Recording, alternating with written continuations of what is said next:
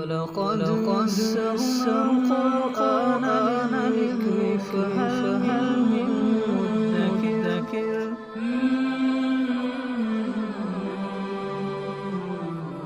سورۃ المائدہ آیت نمبر 31۔ اعوذ باللہ من الشیطان الرجیم، بسم اللہ الرحمن الرحیم۔ وبعث اللہ غرابا یبحث فی الارض لیریہ کیف یواری سوءۃ اخیہ قال یا ویلتى اعجزت ان اکون مثل هذا الغراب فاواری سوءۃ اخی فاصبح من النادمین۔ قصہ چل رہا تھا حضرت حابیل اور قابیل کا، اور قابیل نے حضرت حابیل کو قتل کر دیا تھا، اور یہ انسانی نسل کے اندر سب سے پہلا قتل تھا۔ تو نہیں معلوم تھا کہ جب کوئی قتل ہو جاتا ہے یا مر جاتا ہے تو اس کے ساتھ کیا کیا جاتا ہے، اس کو چھپایا کیسے جاتا ہے۔ تو قابیل قتل کر کے حیران پریشان کھڑا تھا کہ اب میں اس کے نشانات مٹاؤں کیسے۔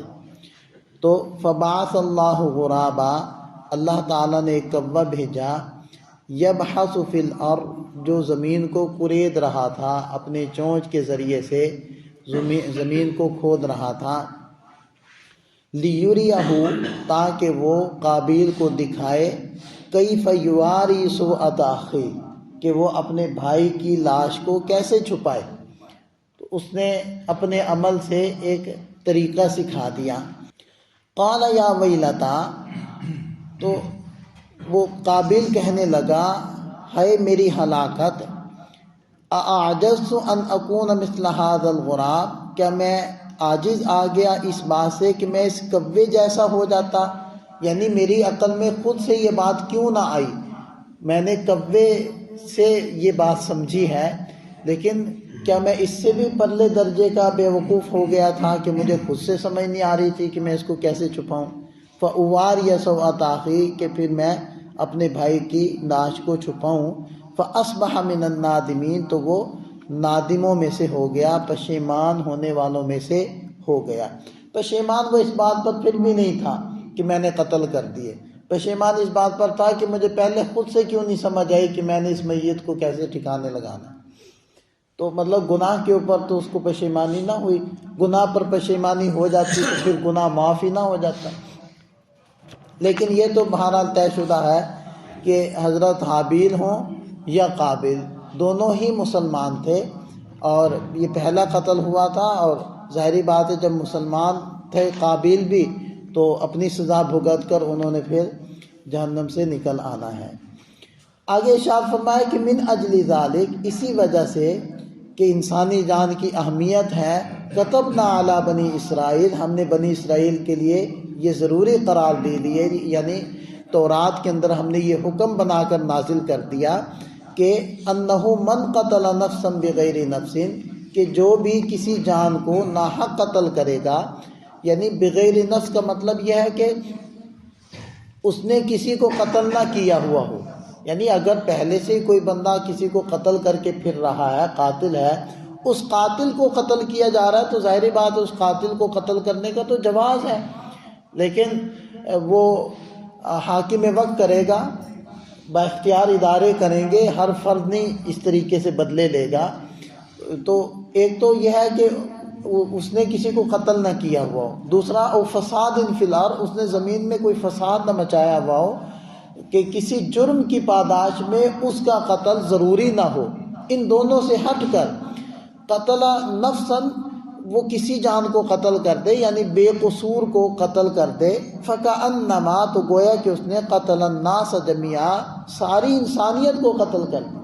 ایک انسان کی اہمیت کتنی ہے قرآن یہ بتا رہا ہے، اور یہ فرمایا کہ ہم نے بنی اسرائیل کو یہ حکم دیا، تو مطلب بنی اسرائیل کا تذکرہ تو ویسے ہی آ گیا، ورنہ یہ تو تمام مذاہب میں یہ اللہ تعالیٰ نے حکم دے دیا تھا۔ ہماری شریعت کے اندر بھی یہی حکم ہے کہ ایک انسان کی اہمیت اتنی ہی ہے جتنی کہ پوری انسانیت کی۔ ایک کو قتل کیا گویا کہ اس نے کروڑوں انسانوں کو، اربوں انسانوں کو قتل کر دیا۔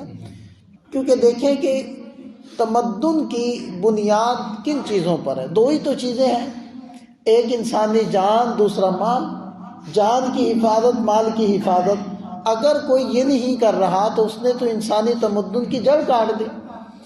اور دیکھیں کہ اگر اس کے اندر یہ جذبہ پنپنے لگ گیا کہ میں نے اپنی ضرورت یا اپنے کسی مقصد کے لیے کسی انسان کو قتل کر دیا اور یہ میرے لیے درست ہے، تو پھر تو اس کا یہ جذبہ بڑھتا رہے گا، اور کل کو اس کو کوئی اور ضرورت پڑے گی، کسی اور مقصد کے پیش نظر اس کو قتل کرنا پڑے گا، تو پھر وہ قتل کر لے، انسانیت غیر محفوظ ہو جائے گی۔ اس لیے ارشاد فرمایا کہ ایک انسان کو ناحق قتل کیا گویا کہ ساری انسانیت کو قتل کیا، اور اسے اس بات کی طرف بھی اشارہ ہے کہ سب کو متوجہ ہو جانا چاہیے کہ یہ کتنا بڑا جرم اس بندے نے کر دیا۔ اب آپ دیکھ لیں کہ آج کل ایک انسان نہیں، سینکڑوں انسان قتل ہو رہے ہیں، اور اس کا نوٹس اس انداز میں نہیں لیا جا رہا جس انداز میں لیا جانا چاہیے تھا۔